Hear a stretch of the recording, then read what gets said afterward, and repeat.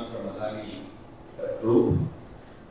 The respected chairman of the session, Radhakrishna sir. In fact, I have worked with him very, very closely for more than 2 decades. My fellow panelist, Mr. Naidu and Mr. Jagir sir. The friends from the industry, ladies and gentlemen. In fact, the topic is very apt, but after hearing two towering personalities, rather three, Subbarao Garu, Dr. Satish Reddy and Chandrika Madam, they have covered most of the things in the industry, what they can expect, what the problems we are facing, so that has been already covered. But let me speak a little more. What as industry we can do together. Okay, it's not that one large company can do everything. That is not the concept. As an industry, what we can expect work to make it happen so that the topic of the session can be achieved. Okay, indigenization. Of course, indigenization we keep hearing in various spectrums. Let me start with the business because I know the MSMEs generally look for one important aspect. Let me start with that. I represent a large industry. Let me emphasize and repeat here that as a large organization, we do not have any intention to take away any of the job which is being done by our partners, the small scale and medium scale industries who are present here. Having said that, you have been involved in design and development of a product. We strongly believe in partnership with the MSME industry in Hyderabad, of course Telangana in general. Work with you, ensure that you get fair chance of the business, or I would say share pie of the business, so that all of us can grow together. We have been doing number of missile jobs. We are doing number of UAV projects here in Hyderabad. Let me assure you that whoever is engaged with us or whoever wants to engage with us, we wanted you to grow with us as a partner, not as a vendor, number one. Talking about the indigenization, let us look at what it was in 90s and 2000 and what it is today. I'm extremely happy to say, in fact, me and Radhakrishna sir were working on when Invar and Concurus M was introduced in the country. I'm talking in late 90s and early 2000. I used to go to him. We used to pick up some components. Of course, I was with another organization called Avsarla Technologies those days. I fondly remember how Radhakrishna sir used to support the industry to ensure that the components which otherwise have come from Russia and France origin were converted into an Indian product. So that speaks for volume. In fact, since we were vendors for him, he may not be in service today, but I fondly remember I used to go to his house also. Okay, as a vendor, we became more of friends that way. So that is what exactly we are trying to do even in the Adani Group. Come partner with us, let us grow together. Now let us look at what is available for us so that the indigenization can be done. What industry look for is, I think Dr. Satish Reddy sir has very beautifully put it, a continuous order so that the workshop or the manufacturing facility is full, constant revenue would be coming so that we can end up manufacturing more. Let me tell you, there are two aspects to it. One is the R&D effort. In fact, people who are associated with the Hyderabad region, fortunately or unfortunately, whoever worked with the R&D establishments of DRDO, always there was a starvation of orders. But with so many slogans coming from the government of India and also from the MOD, lot of changes are happening. Many products which were under development stage for ages. In fact, there was a saying, any R&D means it will never see the day of the light. It is changing. If we from the industry can support the government or the MOD organization, equally they can respond. I am seeing at least in the last 7-8 years, or I would say 10 years, lot of changes are happening. Every missile project which was in R&D for a long time, with the concept of DCPP coming in, they are coming out very, very fast. In fact, one of the projects where both BDL and Adani we took it called ULPGM. I think I can see some of the partners who are supplying subsystem for it. In less than record 18 months, a missile has been conceptualized, developed under the leadership of Dr. Satish Reddy sir. He took it as a challenge and did it. And the production orders also has been placed on both Adani and BDL. So that is the speed at which even government can work, provided we from the industry can support them well. So that is one of the example. One of the things, what we are lacking, even in the industry perspective, if you look at it, the spend that, the industry is doing for R&D is very, very less. In fact, I was just reading a statistics which says the largest industrial establishment, I'm not looking at the government sector because sitting in a glass house, it's easy to point out mistakes with other. Okay? Oh, government is not spending more here, government is not spending there. Of course. I don't forget the fact that all of us are dependent on government orders, no doubt about it. But as an industry, if you look at it, as a country, we spend less than 1% of the GDP for the R&D efforts. Typically, it is about 0.8 to 0.85% of the GDP is what we are spending together, both private and government. When it comes to private, R&D efforts are almost nil or maybe there only in some few large companies. Okay. In fact, the largest spend what I read is Tata Groups. They are spending around 3,100 crore. That is roughly around 6 to 7% of their turnover. The second one is Mahindra Group. They spend similar around 3,000 crore is what their spend is, roughly around 6%. But remember, all these 3,000 crore or so what they are talking about is typically going into automotive sector or the other sector that they are there. And very little effort is being made by the Indian industry. I am part of it, but I am very, very humble and open to tell you that we are spending very, very less on the R&D side of it. The manufacturing side, let me give you just a glimpse of what is happening. Many of the programs that are developed in DRDO, AONs are coming in record number of time, and with the military modernization happening, the induction is happening very, very fast. One example, if you look at the Indian budget of 2023-24, 5,96,000 crore is the total budget of the defense, out of which modernization, induction of new platforms, new missiles, new UAVs, the total spend is going to be 1,62,000 crore spent by all the tri-services. Meaning, earlier this money was going for imports. Thanks to the Atmanirbhar Bharat concept that has been adopted, any file going to the government for import is straight away rejected. Straight away. Even I can remember Radhakrishna sir and me, we were discussing a small detector which has to come from France, they are not allowed to import. So, they have to find other method of doing it in India. Meaning, the entire money of 1,62,000 crores, slowly, I won't say entire thing will come to Indian industry, but more than 75,000 crore out of this money is going to be spent for Indian industry. So my only suggestion is, yes, as an industry, we can work together, collaborate together, no competition. I think Satish Reddy sir very beautifully said it. As Chandrika madam was mentioning, don't, fight among ourselves. Let us collaborate, work together. Let us make India self-reliant in the defense and space sector. Why for ourselves? Let us also export it in a big way. Thank you.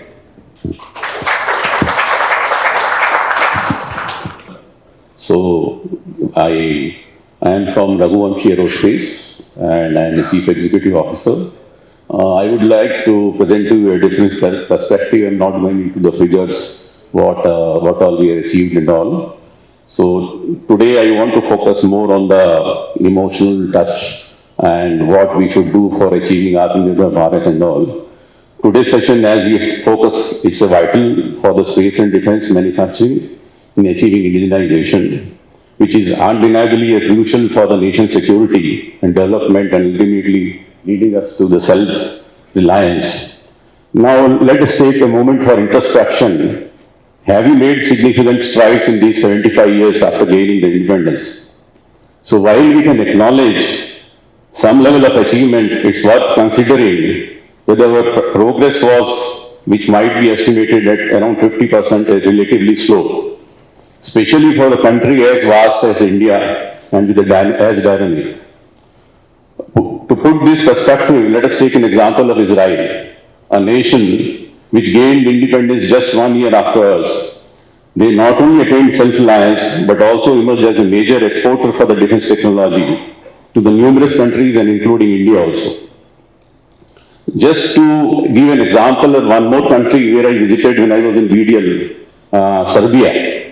So I visited there evaluating the capability for refurbishing one of our old Russian missiles. And I was really involved. Their involvement and the commitment when I saw, it was really astonishing. They have decoded each and every part of the missile, and they have created an indigenous solution for every alternate product. I have seen the national pride in their eyes when they were showcasing their achievements. They have shown me an AD missile which they developed in 22 days to convert an air-to-air missile into a surface-to-air missile. And as they were attacked by NATO countries, and they have no option but to self-reliant, they have to face them. So drawing from my 38 years of experience in the defense sector, in different roles in defense PSUs, DRDO and private sector, I would like to share a profound insight. What appears to have been lacking is resolute will, unwavering commitment, and a profound emotional connection. Indigenization should not merely be a concept. It should be a movement and a cultural mindset deeply ingrained into the parts and the minds of our people. Indigenization requires a profound cultural shift. It's something that happens, it's something that does not happen overnight. It's a journey that we must embark upon collectively. Our mindset needs to evolve, and we need to nurture and culture a self-reliance. And for making a cultural shift, you need a leadership who is able to touch your hearts for this transformation to happen. I am very confident that now we are on the right path, achieving the long-cherished goals of the self-reliance in the defense. I want to commend the government for its relentless efforts in this direction. We have witnessed numerous initiatives that signify the government's commitment to make India a self-reliant. Atmanirbhar Bharat is not just a policy, it's an emotional movement that resonates with every Indian. Who wouldn't want our country to stand tall on a global stage as a self-reliant country? Make in India movement again is not in campaign. It's not more than just a slogan. It's a source of pride. It's about creating the products, technologies right here on our soil. It's about fostering innovation and nurturing our industries. When we say make in India, we are saying we can build it, we can innovate it, and we can be self-reliant. There are numerous initiatives aimed at fostering innovation and the self-reliance, offering substantial grants with specific objectives. However, the ultimate success of these achievements and schemes hinges how industries perceive these grants and their ability to effectively utilize them, thereby contributing to India's self-reliance goals. Equally crucial is the government role, agencies ensuring that these funds are allocated to the right recipients with structured review and the process stage-wise. Accountability for successful implementation and utilization of these funds towards achieving self-reliance is of paramount importance. When we approach our task with unwavering commitment, dedication, and deep sense of national pride, we can accomplish that might initially seem impossible. Living example is Chandrayaan-3 mission. After the setback of Chandrayaan-2, we all witnessed our Prime Minister embracing ISRO chief with a heartful emotion, reaffirming the nation's unwavering support to him. This powerful national sentiment has the potential to serve as a driving force bolstering our pursuit for self-reliance. Nation first and country first should be at the core of our decision. We have been accustomed to taking pride in saying imported goods, but it is high time we shift our perspective. Now it's time to proudly say, make in India. It's about prioritizing our national security and the interest. India's approach to the defense industrialization has evolved over the years. Initially, we relied on the license-based production, often importing critical defense equipment. Foreign companies often share outdated technology. This is not our best interest. However, from 1980s, the government began investing in research and development to enable DRDO to take high-profile projects. Despite these efforts, India faced challenges in achieving self-reliance. Meeting the qualitative requirements of the armed forces proved to be demanding, leading to the realization that collaboration with the foreign companies is necessary. In 1998, we signed with Russia the agreement to joint produce the BrahMos supersonic cruise missiles, making a shift to the co-development and co-production. Many more collaborative projects were made.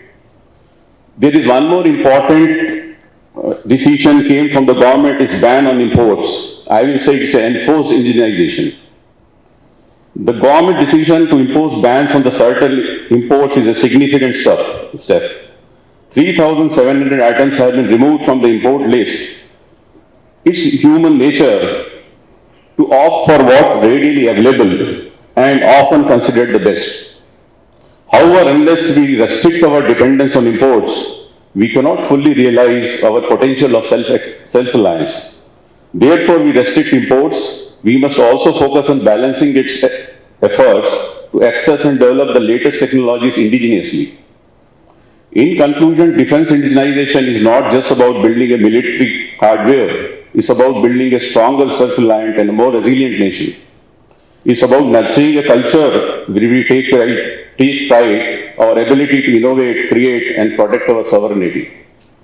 Path to indigenization is challenging, but it's a journey worth taking. It's a journey that will lead us to the future where we can confidently say, we are self-reliant and we are strong. Let's embrace this cultural shift, support government initiatives, and collectively work together for a self-reliant India. Thank you. So if you don't, I would like to give a brief presentation on what Raghuvanshi is doing to make this manufacturing ecosystem in India. I will request them to.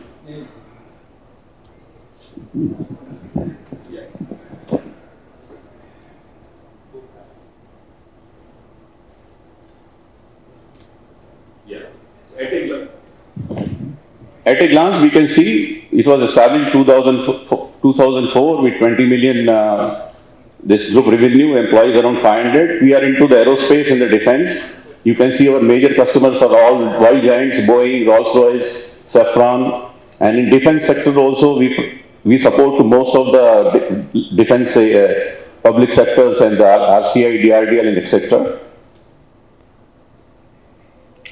So industries we serve is aerospace, defense, medical, oil and gas, energy and robotics. This is service offered, machining, sheet metal and all other. This is the infrastructure. We have a very strong ecosystem. We can say it's a one-stop solution we can provide to support this indigenization. We have got capabilities of ceramics, CNC machining, composites, fasteners, gears, mechanical assemblies, sheet metal and all. These are some of the parts which I'll go fast.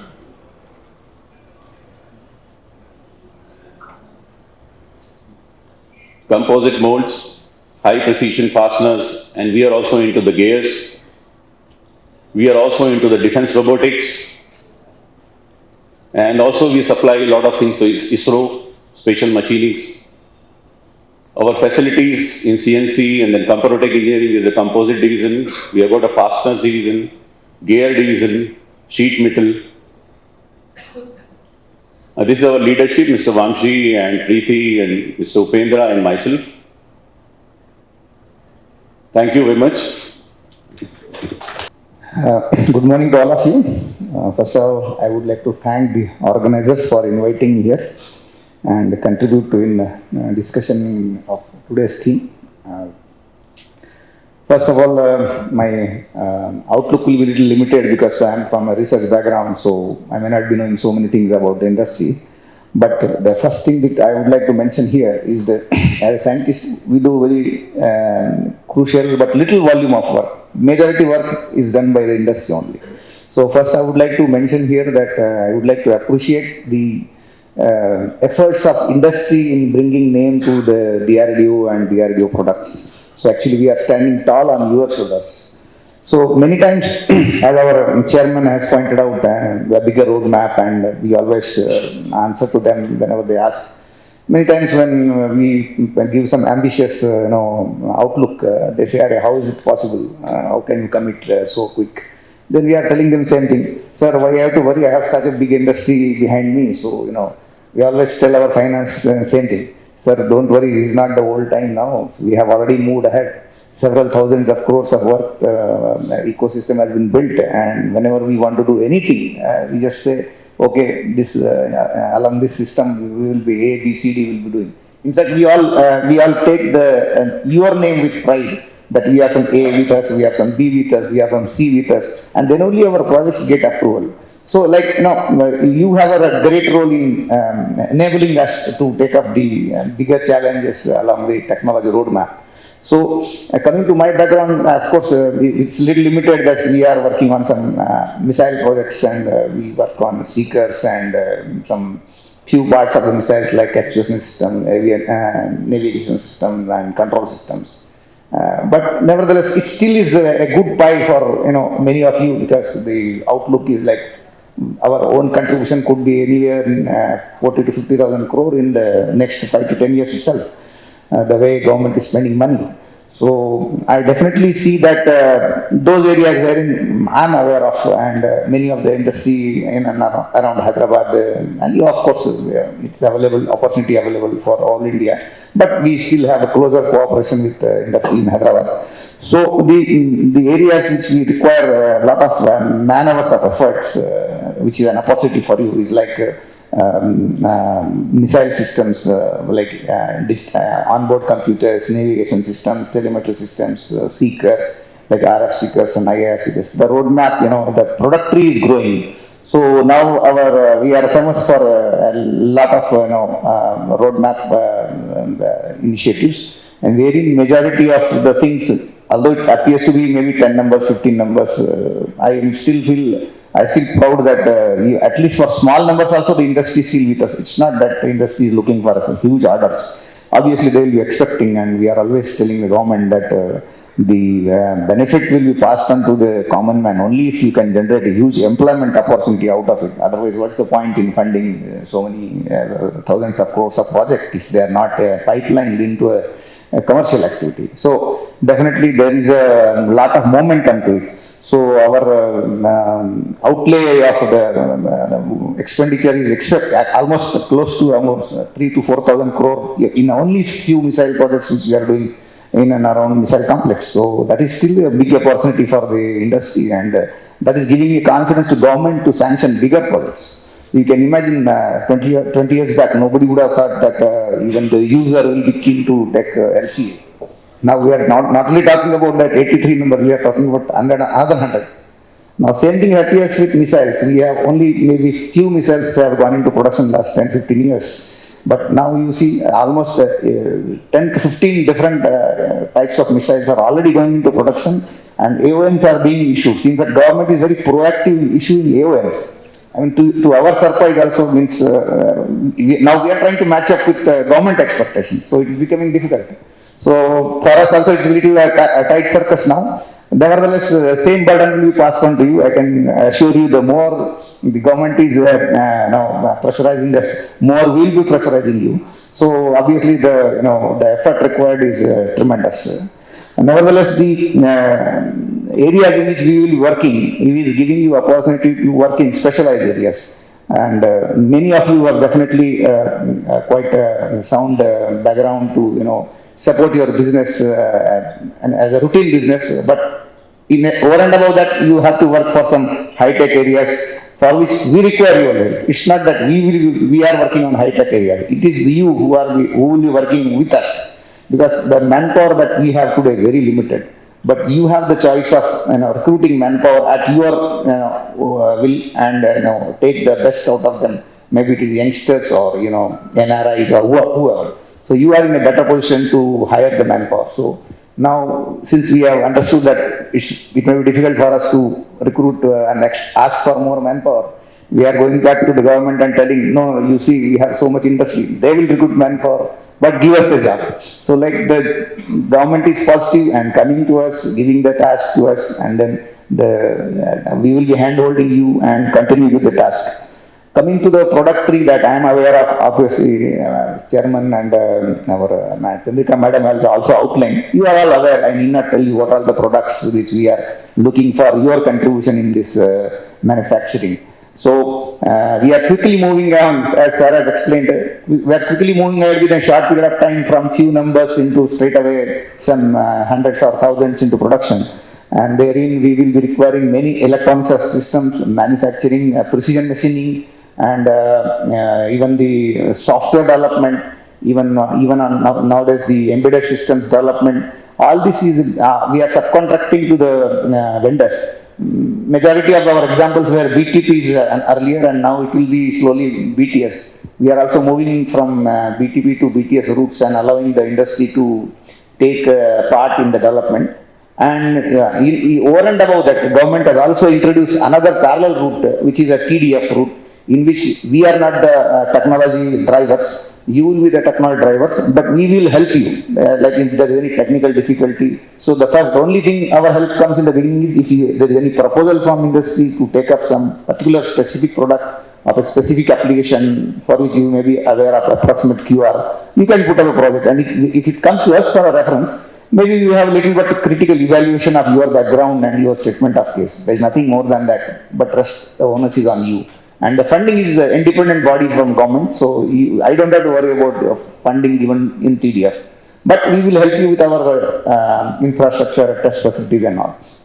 So coming to the infrastructure and test facilities, as you are aware, government is very proactive in asking us to allow the industry to use our facilities. That is obviously welcome, and as a public entity, we are our facilities are open to you. But one thing you have to understand: all these facilities are. It's not that we have a door open for you, just come in and you can get it tested. Not like that. Testing requires a lot of effort.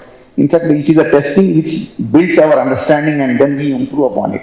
So basically, some misconception is there that if we open our test facilities, the industry can do a fantastic job. It's not the case. The test facilities are meant to improve our understanding and certify certain things to the best of our knowledge, and which we have to independently demonstrate to a QA agency. So my suggestion is, it's not that you have to assume that our facilities are available to you and you can't do wonders. No, not like that. So, but they are available to you, I can assure, and you can come to us. And mostly what is happening whenever we are outsourcing some problem statements on some systems on BTS basis to our industry, we are invariably allowing you to use our facilities for free. I am sure that many of you may not have any complaint that whether we are giving you facility or not. Sometimes we are asking a nominal charge for those routine tests, but otherwise most of the sophisticated tests which we are doing at our place are done for you free only. So because we assume that the product responsibility is ours. So giving test facility to you is anyway our commitment. So from that point of view, I am sure that many of you should be assured that any specific testing required, we are with you. Then I have already explained to you what is TDS approach, for which there was not much of a progress. So probably maybe you can explore it more, and there were some presentations in government website also. Coming to our future work, in which we are looking for a lot of system engineering and testing. So what we spend most of the time in missile complex, if I can tell you by numbers, we are approximately in this 2-3 missile laboratories put together around 2,000 scientists, and average 2 to 3 contract engineers are working with each scientist. Then by that ratio, we are about 5 to 6,000 people working in this missile complex. So which is effort-wise, if you see, and our expenditure is almost close to 1 crore per scientist. So that is a fair credit to us, but at the same time, enabling this many thousands of crores of project, that credit comes to you also automatically. Because with each activity subcontract to you, you are enabling some maybe 10 or 15 people in that activity. So I'm sure that we are enabling a lot of manpower training. So when the youngsters or some, like most of you, sometime when they take up our task, you send one senior person and maybe few youngsters to us, and we invariably, end up working or hand-holding them, and it results in some kind of indirectly manpower training. So that is all fair, and on our part, it is our job to train the manpower. Nevertheless, you still have independent option of employing or retaining a very young talent and get them, encourage them to work for our kind of work like missiles or crafts and avionics industry. So obviously you also have a role. So I appeal to you that whenever you are having an opportunity to work with us, encourage young talent, and so that we can have a better future for this ecosystem which is coming up. So I'm sure the business volumes, I'm not really giving that many numbers because that many times it has been projected to you. So, but nevertheless, I can tell from my side that my lab or my organization, we are definitely supporting almost all the industry, and we are, in fact, most of my own developments, whatever I contributed, has actually precisely come because we approach experts from industry. We don't do any problem, all problem solving ourselves. In fact, for each problem, each subsystem requirement, each specialty requirement, whether it is material or process or any other development, we are actually directly approaching industry straight away.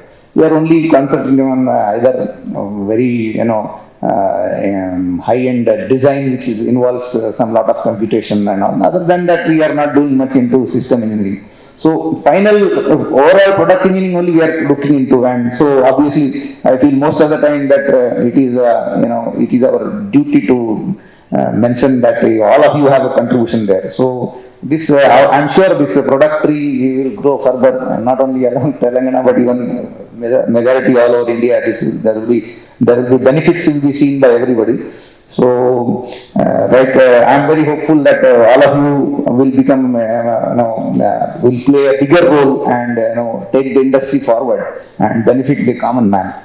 So, coming to the capital, obviously the investment is coming from you only, and government is supporting you indirectly only by giving this order. But majority of the capital investment is coming from you.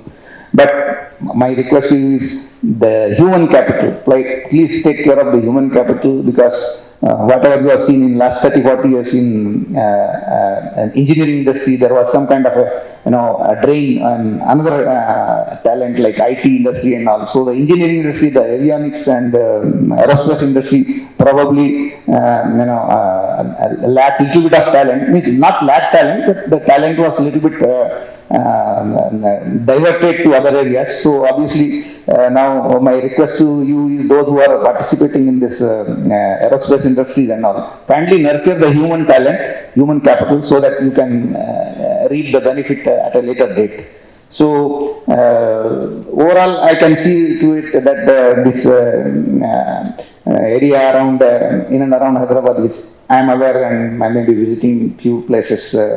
I'm sure that a lot of growth potential is there, and this ecosystem will help us to move ahead. So first of all, I would like to thank all of you for being a party to this development. And from our side, our organization is ready to help you out in many ways. Thank you. So the session is open for question and answers. Yeah. Just before that, one small. In fact, in the opening remarks, I talked mostly about the defense side of the business, because that is where we have more interest, more collaboration opportunity between the DRDO setup, the main integrators, and the industry in general. Let me mention about what we are also doing, which is not being talked about, because space, of course, I can see as a large industry when the Subbaravs are here. In fact, Government of India is also working on making the space sector a very large industry. I'll put the number in next 25 years. We have completed 75 years. Government of India is working on making the space industry, because Hyderabad is having large connect with the space industry, and also our friends from Telangana government, they have come out with a space policy that is the first in the country. So I thought it is useful for all of you to know. So the Ministry of Science and Technology, Government of India, TIFAC, is working on, in fact I'm the only one industry member in that committee. A committee has been formed to identify 25 disruptive technologies specific to space sector. So committee of about 5 members has been formed. So we are working on, on a very fast track mode to submit our reports by December, January time frame. We are working with 25 disruptive sector technologies, meaning in the next 25 years, the intention of the government is to take the space sector, which is roughly about 8 to 8.5 billion dollar today. It's a very small industry. We want to take it to $100 billion in next 25 years. I think all of you can find good business. As a policy, Government of Telangana is the first one who come out and formed a policy for space sector. I wish the interaction like this will help us to understand each other and reach as a country. It would be a proud moment to achieve $100 billion. I'm sure all of you can get benefited out of it. Thank you. Yeah. Now the session is open for question answers.